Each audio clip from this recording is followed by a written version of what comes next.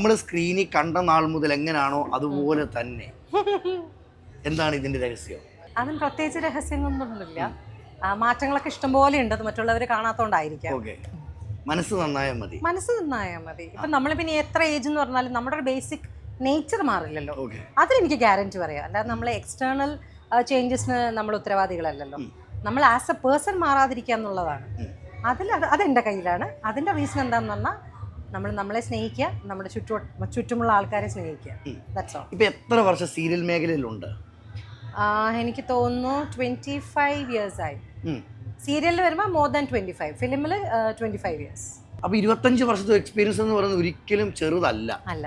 കുട്ടിക്കാലത്തൊക്കെ നമ്മൾ പഠിക്കുന്ന സമയത്തും കളിച്ചു വളരുന്ന സമയത്തും ഒരിക്കലും നമ്മളിങ്ങനെ 10 പേര് അറിയുമെന്നോ ഒരു മേഖലയിൽ വരുമെന്നോ ഒന്നും നമ്മൾ ചിന്തിക്കാറില്ല. പക്ഷെ ഈ മേഖലയുടെ ഒരു പ്രത്യേക താല്പര്യമായിരുന്നു. അതിന്റെ പ്രധാന കാരണം എൻ്റെ അച്ഛനാണ്.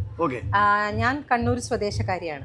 അപ്പൊ എല്ലാ വെള്ളിയാഴ്ചകളും സിനിമകൾ മാറുന്നുണ്ടെങ്കിൽ കുട്ടികൾക്ക് കാണാൻ പറ്റിയ സിനിമയാണെങ്കിൽ അച്ഛൻ ഞങ്ങളെ ഫാമിലിയായിട്ട് സിനിമയ്ക്ക് കൊണ്ടുപോകായിരുന്നു. അപ്പം സിനിമ അല്ലെങ്കിൽ കലാരംഗമായിട്ട് ഒരു ചെറിയൊരു അട്രാക്ഷൻ ഉള്ള ഫാമിലിയാണ്.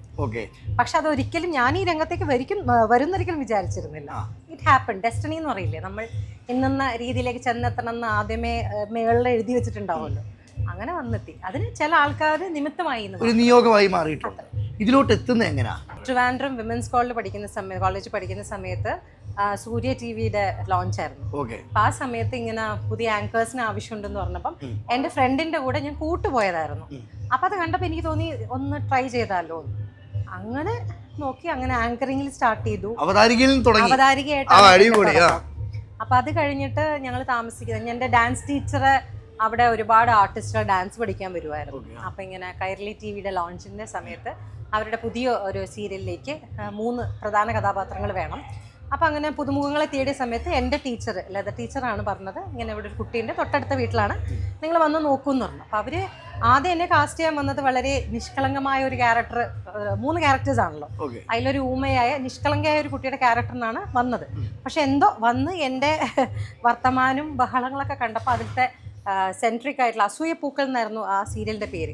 അതിലത്തെ മെയിൻ അസൂയപ്പൂ കുശുംബിയായ ഒരു ക്യാരക്ടറുണ്ട്. അതിലാണ് എന്നെ കാസ്റ്റ് ചെയ്തത്. ഈ കുട്ടിക്കാലത്ത് ഒരു കുറുമ്പിയായിരുന്നോ? സ്വാഭാവികം. എനിക്ക് തോന്നുന്നു എൻ്റെ വീട്ടിൽ അത്യാവശ്യം തലതെറിച്ച സാധനം ഞാനാണ്. സ്കൂളുകളിലും അത്യാവശ്യം പ്രിൻസിപ്പൽ റൂമിന്റെ വെളിയിൽ നിന്ന ഒരു ആളാണ് ഞാൻ. ഞാൻ ചേച്ചിയെ പറ്റി കേട്ടിട്ടുണ്ട് കേട്ടോ. ചേച്ചിയുടെ സുഹൃത്ത് പറഞ്ഞാണ് എല്ലാവരും ഒരുമിച്ച് കൊണ്ടുപോകാനും എല്ലാവരുമായിട്ട് സന്തോഷിച്ച് ചിരിച്ചു കളിച്ചിരിക്കാനുമാണ് ഏറ്റവും ഇഷ്ടം. സീരിയസ്ലി, ലൈഫ് ഒന്നല്ലേ ഉള്ളൂ. നമ്മൾ മറ്റുള്ളവരെ ഉപദ്രവിക്കാത്ത രീതിയിൽ നമുക്ക് സന്തോഷിക്കാം. ഇപ്പം ഞാൻ പറയുന്നത് നമ്മൾ ഭയങ്കര എപ്പോഴും നമ്മുടെ സന്തോഷം മാത്രം നോക്കണം എന്നല്ല പറയുന്നത്. കാരണം അത് ഒരു പക്ഷേ മറ്റുള്ളവരെ ഉപദ്രവിക്കുന്നതിന് തുല്യമാവും. ആർക്കും ഉപദ്രവം ഇല്ലാത്ത രീതിയിൽ നമുക്ക് സന്തോഷിക്കാമല്ലോ.